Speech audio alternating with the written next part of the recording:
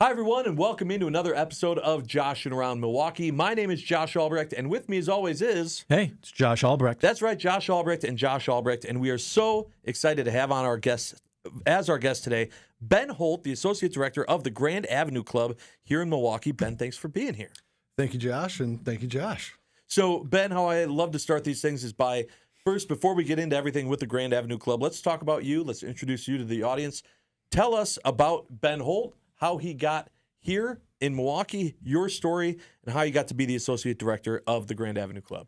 Yeah, it's kind of a long and winding tale, but the quick version is I'm from Madison originally. I moved here in 2006 to go to UWM. My plan was to come here for a year or two, and then transfer back to Madison, and I just kind of fell in love with Milwaukee. I love Milwaukee, and have stayed ever since. My plan was to be a firefighter once upon a time, like my dad was. I was a history and political science major. So I was kind of figuring stuff out. I got pretty far. I was an EMT and stuff for a while, too, and I got pretty far a couple times on the fire department, but it never really happened. So in my mid-20s, I kind of had to adjust course and got into the world of nonprofits, and specifically with a niche on kind of marketing. I worked at a place that helped teens with intellectual or developmental disabilities. I worked at a community center here in Milwaukee called the Silver Spring Neighborhood Center for a while, doing fundraising and marketing and stuff like that. And I also worked for a social housing developer, which focused on kind of underserved populations like low-income housing, blind or deaf populations, stuff like that. And it was actually through that company, the social housing developer, that I got connected to the Grand Avenue Club. It's we're not far from you guys. We're right downtown, and it's the second oldest building in Milwaukee. It was built in 1857. Oh, I didn't know that. Yeah. I was working for this developer, and they had a connection because they were donors to the Grand Avenue Club, and Grand Avenue Club was looking for someone to be in their property committee that had some insight into building maintenance, operations, all that stuff. So that was probably 8 years ago or so when I first came in and heard about it and got connected. And I just once a month went to these committee meetings and then did that for a while. I went to the Silver Spring Neighborhood Center for a while. And then it was there where I was like, okay, I really want to commit to this nonprofit thing. Went back to UWM, got my master's in nonprofit management. I've been working at Grand Avenue Club for 5 years, and have been the associate director for almost 3 now. Very, very cool. I gotta love ask this because Josh, I love when this happens, when people are telling their story. You fell in love with Milwaukee. Your plan wasn't to stay here. You're not originally from here. Mm-hmm. But you fell in love. What was it during that time? If you had to try to think about specifics, what was it about Milwaukee that made you go, you know what? I want to just stay here. I want to have my life be here. I would say just Milwaukee has a personality and kind of it's a very, I call it a very honest city.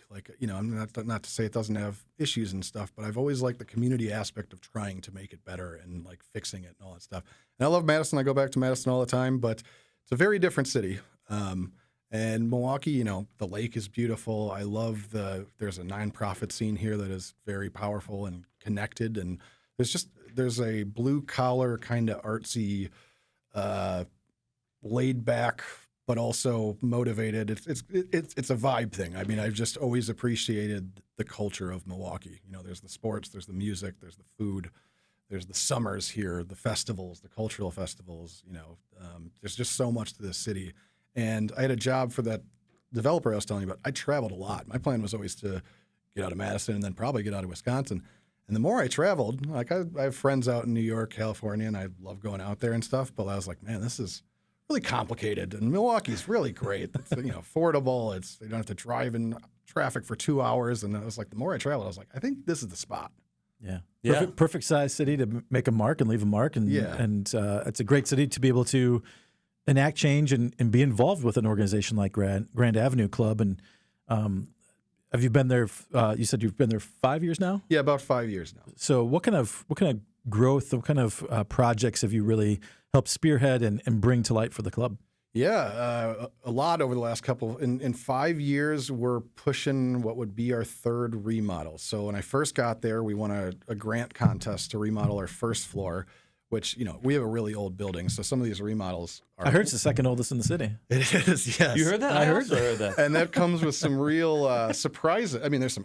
It got these vaults. I always joke we have the most interesting broom closets in Milwaukee because they're like vaults from the 1850s. I'm talking about bank vaults and stuff like wow. But also, there's the other side of it where things break down a lot, or like we just had a recent culinary remodel. Our entire culinary unit got remodeled, which was a big part of the fundraising of that. And we started opening up walls and stuff like that. And I mean, we had a structural engineer come in, and I'll never forget the quote. She was like, "Oh, I've heard of those." Because there was this buttress beam that was going through the wall. And they were like, "Oh, yeah, you can knock down that wall."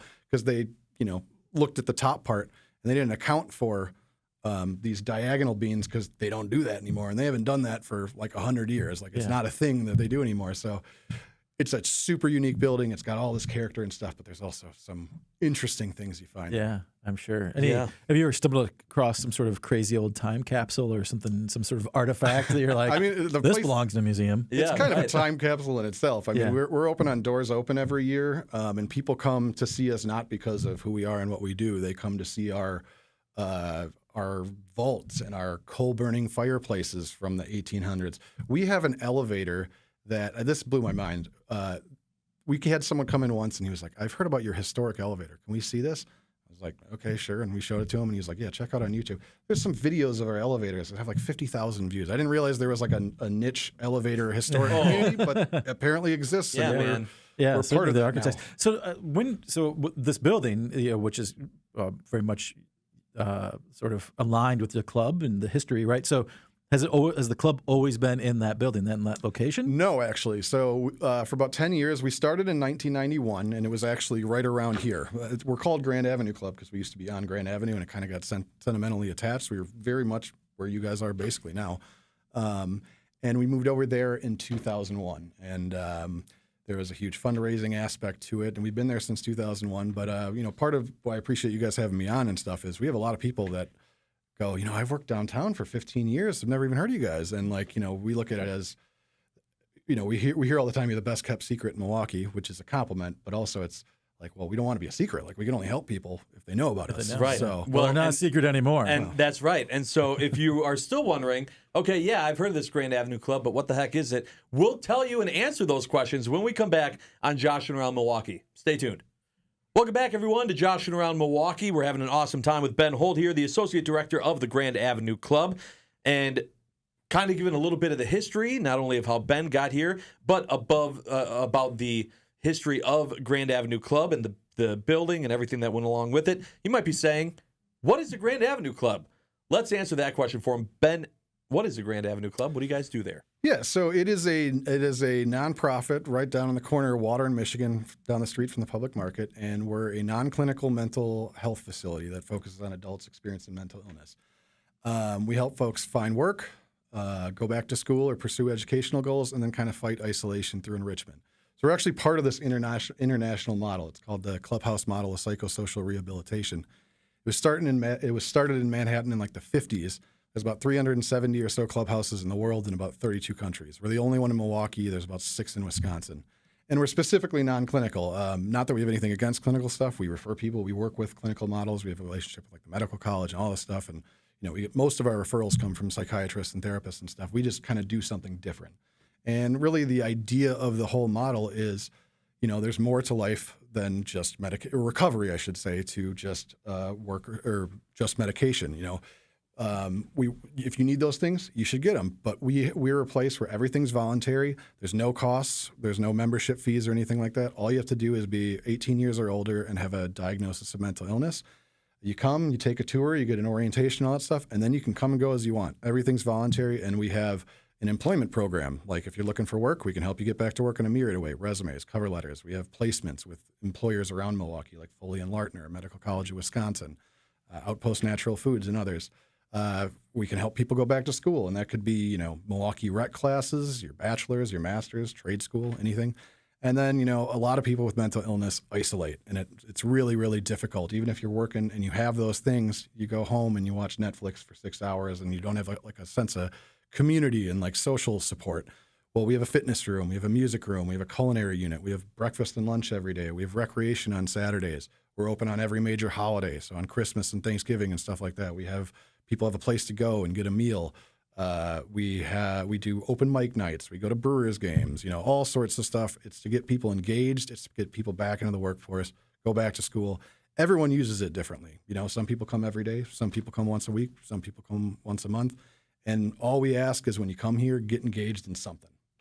Yeah. That's interesting. Yeah. And do you have people who, I guess, Grand Avenue Club, you're not quite sure what the club means. So if someone doesn't know, right, they might be thinking more like a social club, but that's exactly what it is. Yeah, I always say just think of us as a kind of a community center. You know, the clubhouse model is what it's called, so that's why it's called Grand Avenue Club. It is a point of confusion sometimes because people think like, is this like a nightclub or like is this like right? There's a lot of and also they're like, why aren't you on Grand Avenue Club? But it's there's a lot of community sentimental attachment to it because we've been around for 30 years. But yeah, think of us as a community center.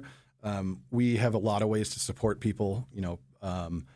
Again, whether it's school, whether it's work, whether it's community, whether it's friendships, meals, helping people, find housing. Basically, if someone has a problem, we try to help. We can't always do it, but we have a lot of resources. We have a lot of ways to support. And if we can't do it, we probably know someone who can. Yeah.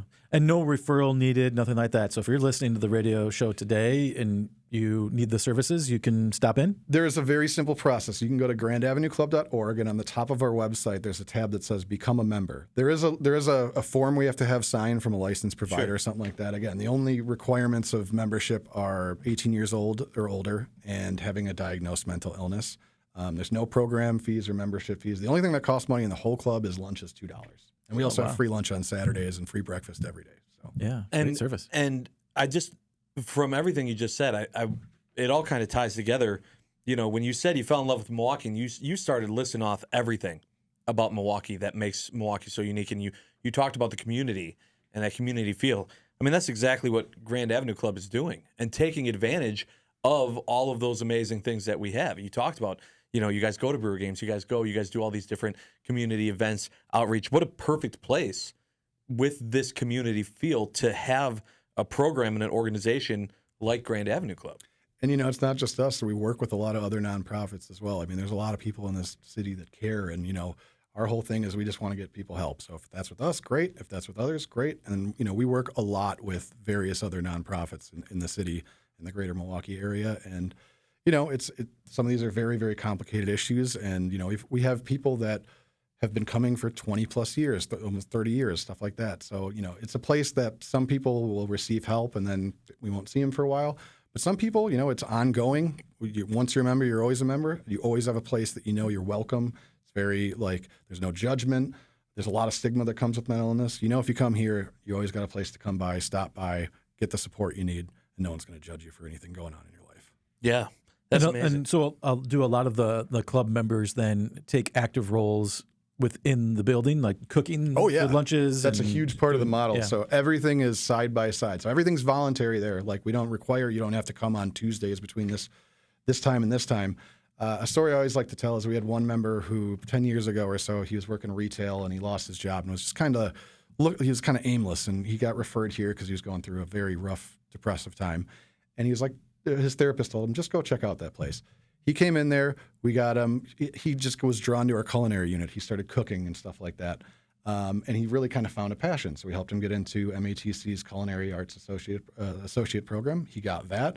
And then we helped him with an interview and get connected to a place over on Brady Street. He's been a prep cook there for 6 years, and he's doing great. But he still comes back to the club about twice a week, cooks breakfast, helps out in the kitchen.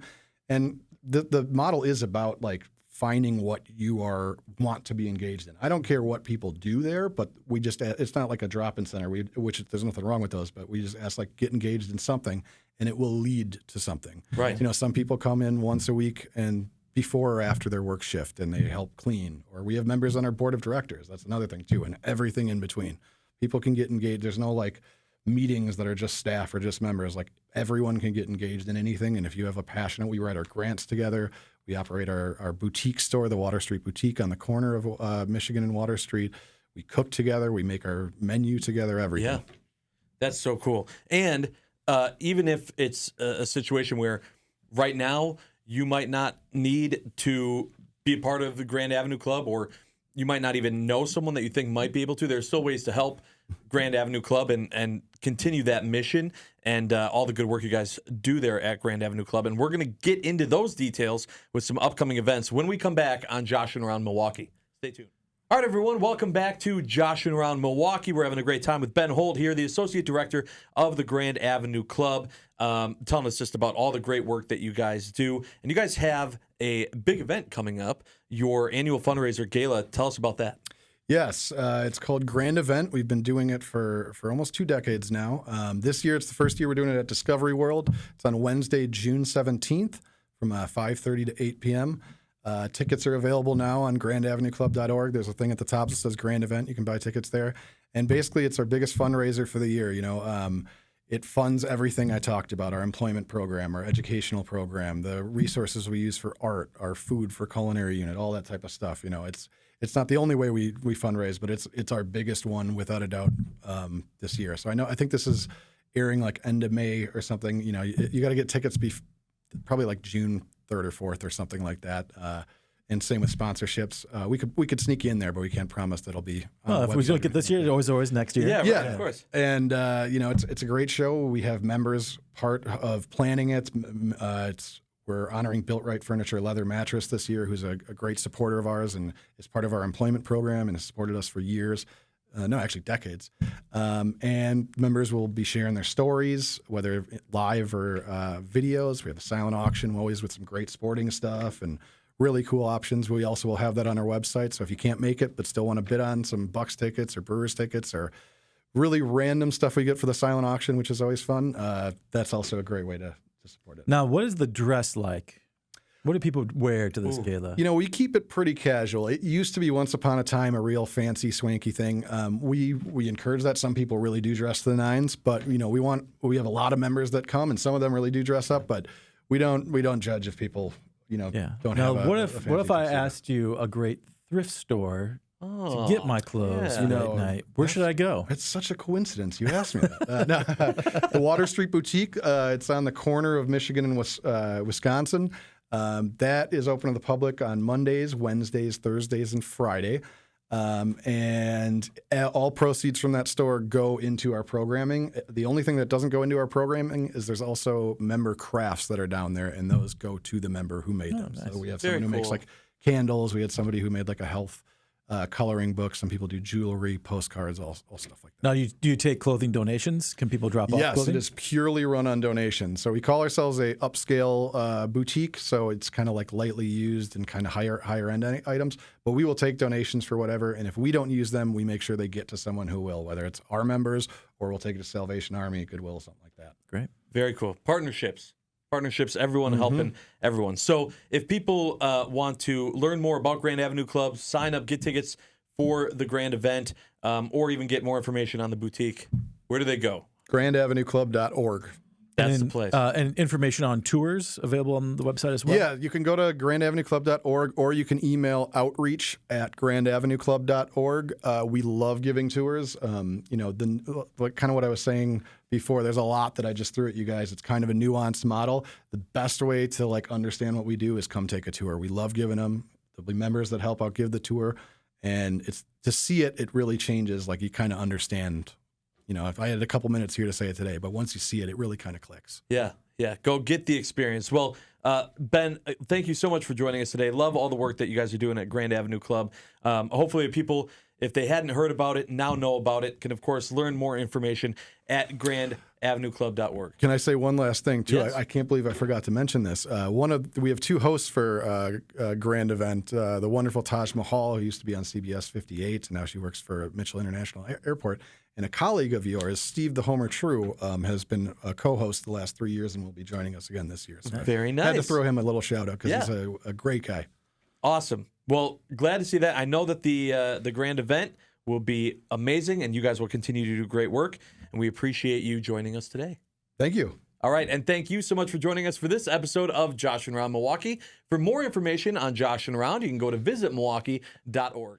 All right, everyone, thank you so much again for watching or listening to this episode of Joshing Around Milwaukee. If you're seeing this part of the show, it's because you're doing so on one of Visit Milwaukee's social media platforms, and we truly do appreciate it. We're having a great time with Ben Holt, the Associate Director of the Grand Avenue Club. Ben, thanks again so much for being here. This is the hardest part of the show, I promise, because the other Josh Aubrey is going to ask you an impossible question. Josh, take it away.